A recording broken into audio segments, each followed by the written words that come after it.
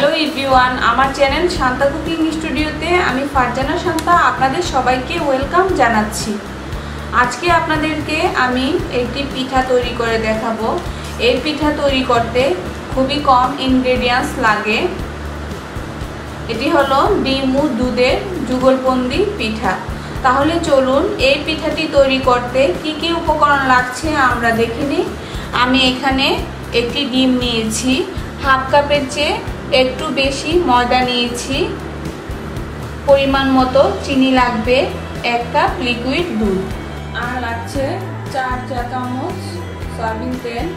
Soybean তেলটা আমরা ব্যাটারের সাথে ভালো করে মিক্স করে নেব। এবার তাহলে চলুন আমরা পরবর্তী স্টেপে চলে যাই। প্রথমে আমি ডিমটাকে ভেঙে নিচ্ছি। এবার এর মধ্যে আমি 1 কাপ দুধ দিয়ে দিচ্ছি। এবার 1 কাপ ময়দা দিয়ে দিব।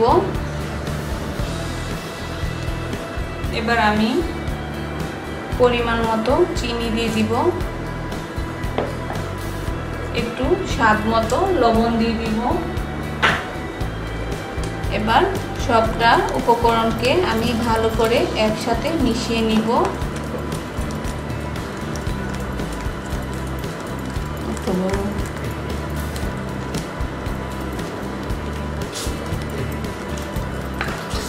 এখন এটাকে ভালোভাবে মিক্স করার জন্য আমি একটি বোতলের মধ্যে ভরে নিব।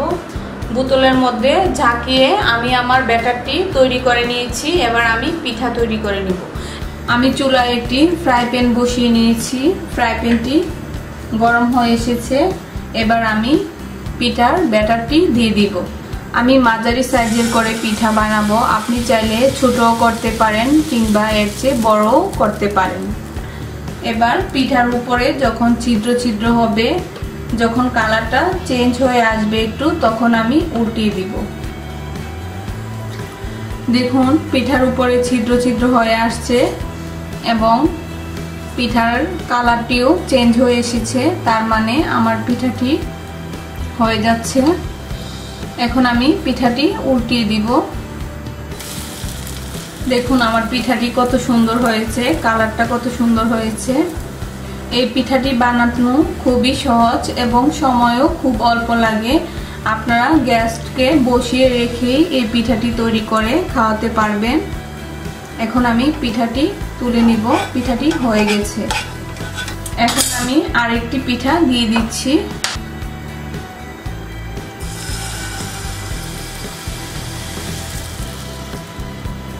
এই পিঠাটির উপরে ছিদ্র হয়ে এসেছে এবং কালার চেঞ্জ হয়ে এসেছে। এবার আমি পিঠাটি উল্টিয়ে দিব।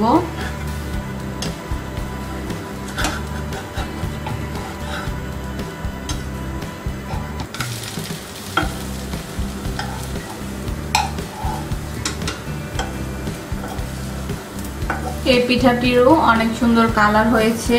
এভাবে এক এক করে আমি সবগুলো পিঠা বানিয়ে নিব। তৈরি হয়ে গেছে আমার মজাদার ডিম ও দুধের যুগলবন্দি পিঠা। দেখুন আমার পিঠাগুলোর কালার কত সুন্দর হয়েছে। দেখতে যেমন সুন্দর, খেতে তার চেয়ে আরও দ্বিগুণ মজা। আপনারা যদি তৈরি করে খান তাহলে বুঝতে পারবেন এই পিঠাটি তৈরি করা কতটা ইজি এবং খেতে কতটা মজা। আপনারা চাইলে আপনাদের বাচ্চার টিফিনেও এই পিঠাটি দিতে পারবেন, তো বিকালের নাস্তায়ও খেতে পারবেন। তো আশা করি আমার রেসিপিটি আপনাদের অনেক ভালো লেগেছে। আর আমার রেসিপিটি যদি আপনাদের ভালো লেগে থাকে তাহলে অবশ্যই আমার চ্যানেলটি সাবস্ক্রাইব করবেন। সবাই ভালো থাকবেন। সবাইকে ধন্যবাদ। আল্লাহ হাফেজ।